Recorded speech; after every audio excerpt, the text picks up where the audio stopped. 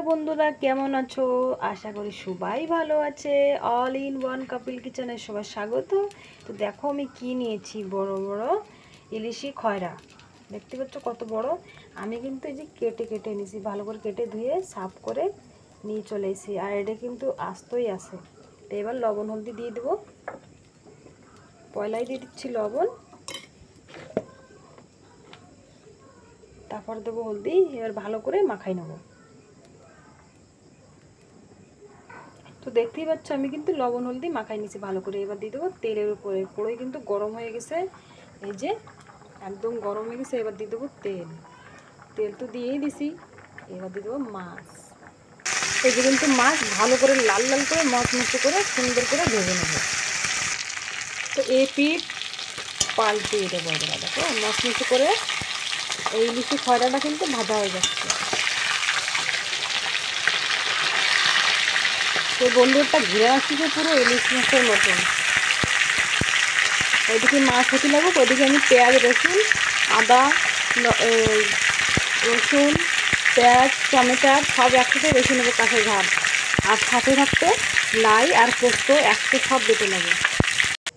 এই যে সব কটা মাছ কিন্তু ভেজে আমি ভালো করে মচমচে করে ভেজে উঠে নিছি। এবার এই তেলেই দিয়ে দেবো জিরে আমি।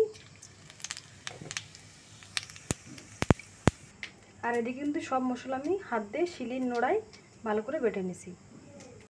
এই সব মশলাই দিয়ে দেবো।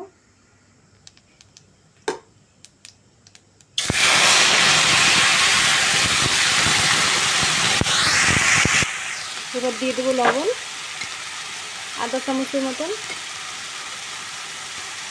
দিয়ে দেবো হলদি আধা চামচের মতন। তো মশলাটা কিন্তু ভালো করে কষানো হয়ে গেছে, একদম কিন্তু তেল বেরোয় গেছে পাশতে। তো এবার দিয়ে দেবো সামান্য জল।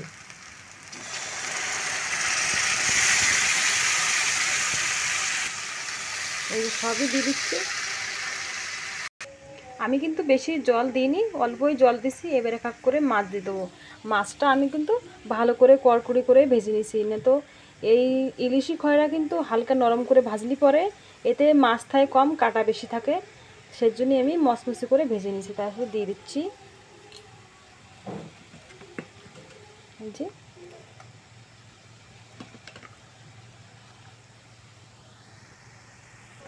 ইলিশি খয়রা মাছের যে একটা সুন্দর একটা ঘেরান, খুবই সুন্দর ঘেরান বেরোচ্ছে বন্ধুরা। এবার ধীমে ধীমে কিন্তু আধা ঘন্টা মতন জাল হবে ধীরে ধীরে। তো আসো তো খুলে দেখি তরকারিটা কি হলো। আধা ঘন্টা তো হয়েই গেছে। দেখো বন্ধুরা কয়লা কালারটা দেখো।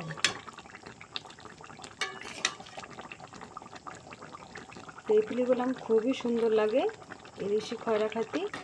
এরকম করে রান্না করলে হেভি টেস্ট লাগে। দেখো তার 5 মিনিট পরে আমি নামাই নেব। তো বন্ধুরা দেখো তরকারি কিন্তু হয়ে গেছে। আমি গ্যাসটা বন্ধ করে দিয়েছি। এর কিন্তু গরম মশলা দেবো না, তাহলে তুমি যে লাই দিছো লাইয়ের ফ্লেভারটা কিন্তু পাবা না গরম মশলা দিলেই। তা লাই ফ্লেভারটা দিলে গেলাম হেভি টেস্ট লাগে গরম গরম ভাত দিয়ে। লাই কিন্তু কাঁচা ঝাল দিয়ে তোমরা যদি বাটা করো আর যদি তেল দাও ওতে সরষের তেল দিয়ে মাখাইয়ে গরম ভাতের দিন খাইয়ে দেখে নি, খুবই টেস্ট লাগে। তা আমি আজকের ব্লগ কিন্তু সমাপ্ত করতেছি এই জায়গায়।